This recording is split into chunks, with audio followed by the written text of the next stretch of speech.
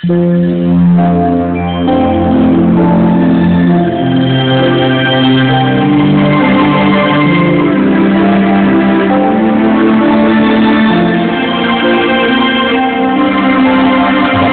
ang bumabasa at ang nangakikinig ng mga salita ng hula at tumutupad ng mga bagay na nasusulat doon, sapagkat ang panahoy malapit na.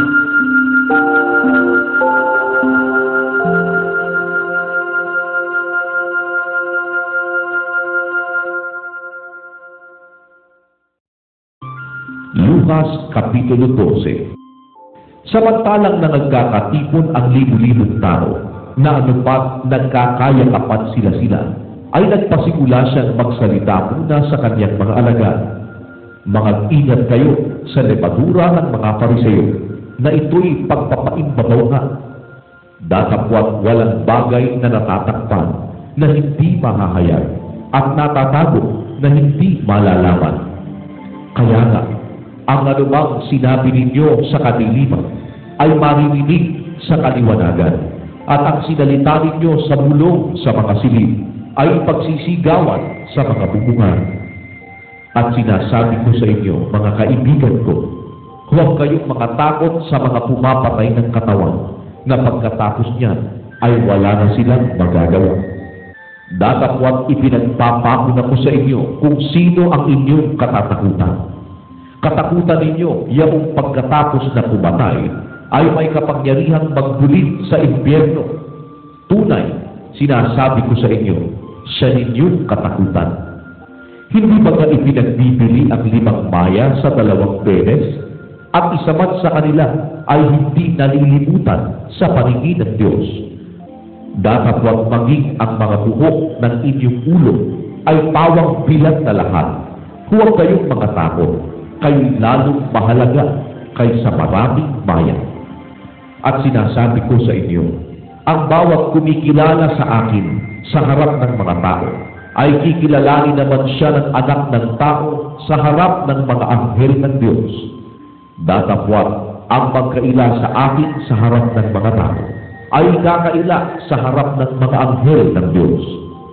Ang bawat magsalita ng salitang laban sa anak ng tao ay patatawarin, ngunit ang magsalita ng kapusungan laban sa Espiritu Santo ay hindi patatawarin.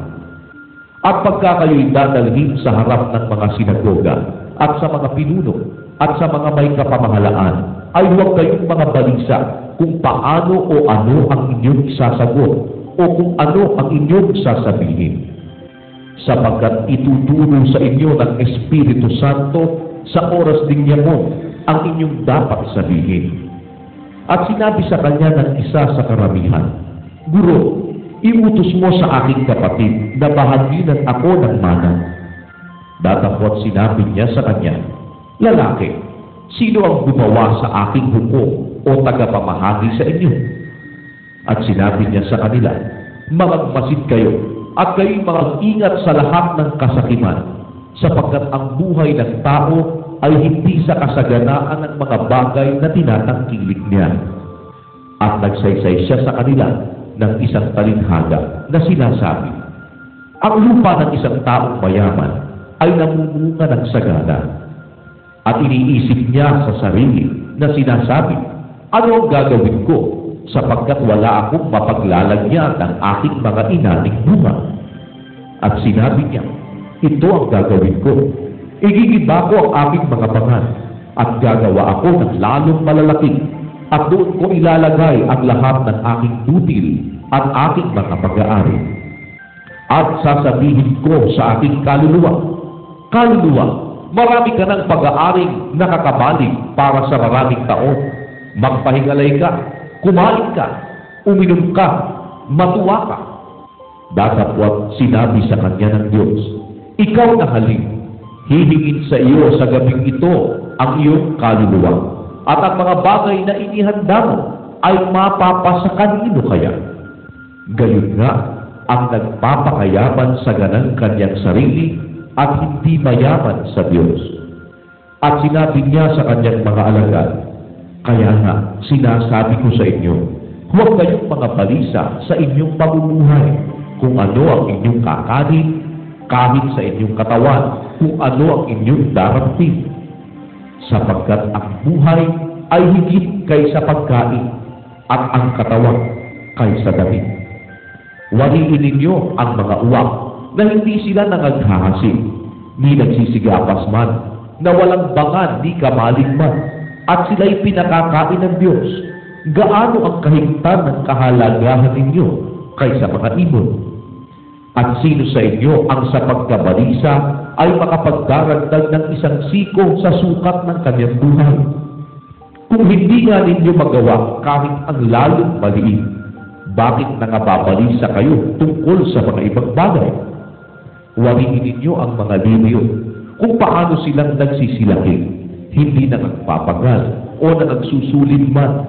Gayon may sinasabi ko sa inyo, kahit sa Solomon man sa buong kaluwalhatian niya ay hindi nakapaggaya na gaya ng isa sa mga ito. Ngunit kung pinararamta ng Diyos ng ganito ang damo sa parang na ngayon ay buhay at sa kinabukasan ay iginagatong sa kalan, gaano pa kaya kayo na di niya pararamtan? O kayong mga kakaunti ang pananampalataya?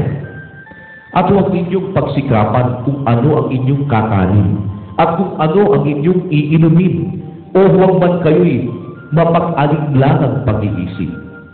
Sapagkat ang lahat ng mga bagay na ito ay siyang pinaghahanap ng mga bansa sa sanlibutan.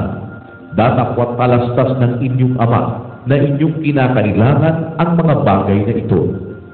Gayon may hanapin ninyo ang kanyang kaharian at idaragdag sa inyo ang mga bagay na ito.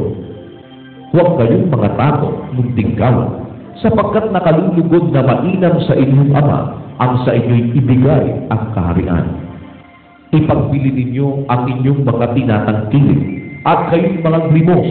Magsigawa kayo sa ganang inyo ng mga supot na hindi nangaluluma, isang kayamanan sa langit na hindi nagkukulang, na do'y hindi lumalapit ang magnanakaw o naniniraman ang tanga. Sapagkat kung saan naroroon ang inyong kayamanan, ay doroon naman ang inyong puso. Bigkisan ninyo ang inyong mga baywang at paningasan ang inyong mga ilawan. At magsitulad kayo sa mga taong nangaghihintay sa kanilang Panginoon kung siya'y bumalik na galing sa kasalan, upang kung siya'y dumating at tumuktok, pagdakay mabuksan nila siya. Mapapalad yung mga alipin na kung dumating ang Panginoon ay marap na nagpupuyat. Katotohanan sinasabi ko sa inyo na siya'y magbibigkis sa sarili at sila'y pauupuin sa dulang at lalapit at sila'y paglilingkuran niya. At kung siya'y dumating sa ikalawang pagpupuyat o sa ikatlo at masumpungan sila sa gayon, ay mapapalad ang mga alipin niyaon. Datapwat alastasin ninyo ito na kung nalalaman lamang ng puno ng sambahayan kung anong oras darating ang magnanakaw, siya'y magpupuyat at hindi pababayaan sirain ang kaniyang bahay. Kayo rin naman ay magsihanda, sapagkat sa oras na hindi ninyo iniisip, ang anak ng tao ay darating. At sinabi ni Pedro, Panginoon, sinasabi mo ba ang talinghagang ito sa amin o sa lahat naman? At sinabi ng Panginoon, sino nga baga ang katiwalang tapat at matalino na pagkakatiwalaan ng kanyang Panginoon ng kanyang sambahayan upang sila'y bigyan ng kanilang bahagi na pagkain sa kapanahunan? Mapalad ang alipin niyaon nang dumating ang kanyang Panginoon ay marap ng gayon ang ginagawa niya. Katotohanan sinasabi ko sa inyo na sa kanya'y ipagkakatiwala ang lahat niyang pag-aari. Datapwat kung sabihin ng alipin yaon sa kanyang puso, maluluwatan ang pagdating ng aking Panginoon, at magpasigulang bugbugin ang mga aliping lalaki at mga aliping babae, at kumain at uminom at maglasing. Ang Panginoon ng aliping yaon ay darating sa araw na di niya hinihintay at sa oras na hindi niya nalalaman, at siya'y babaakin at isasama ang kanyang bahagi sa mga di tapat. At yaong aliping nakaalam ng kalooban ng kanyang Panginoon at hindi naghanda at hindi gumawa ng alinsunod sa kanyang kalooban ay papaluin ng marami. Datapwat ang hindi nakaalam at gumawa ng mga bagay na karapat-dapat sa mga palo ay papaluin ng kaunti, at sa sino mang binigyan ng marami ay marami ang hihingin sa kanya, at sa sino mang pinagkatiwalaan ng marami ay lalo ng marami ang hihingin sa kanya. Ako'y naparito upang maglagay ng apoy sa lupa, at ano pa ang iibigin ko kung magmingas na?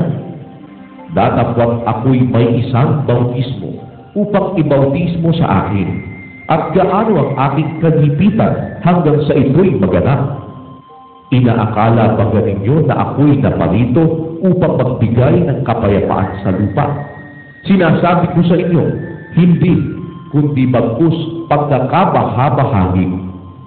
Sapagkat mula ngayon ay magkakabahabahagi ang 5 sa isang bahay, 3 laban sa 2, at 2 laban sa 3. Sila'y magkakabahabahagi, ang amay laban sa anak na lalaki, at ang anak na lalaki ay laban sa ama, ang inay laban sa anak na babae, at ang anak na babae ay laban sa kanyang ina.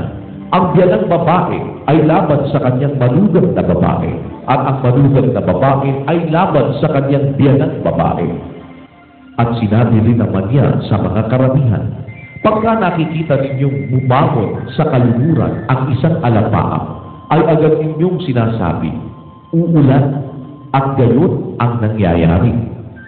At kung humihihip ang hanging timugan, ay sinasabi ninyo, iinit na maigi, at ito'y nangyayari. Kayong mga mapagpaigbabaw, marunong kayong mga paaninaw ng anyo ng lupa at ng langit. Datapwat bakit di ninyo nalalamang ipaaninaw ang panahong ito? At bakit naman hindi ninyo hatulan sa inyong sarili kung alin ang matuwid? Sapagkat samantalang pumaparoon ka sa humong na kasama mo ang iyong kaalip, ay sikapin mo sa daan na makaligtas ka sa kanya.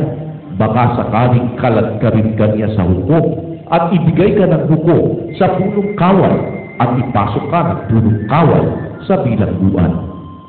Sinasabi ko sa iyo, hindi ka lalabas doon sa anumang paraan hanggang sa mabayaran mo ang katapus-tapusang lenta.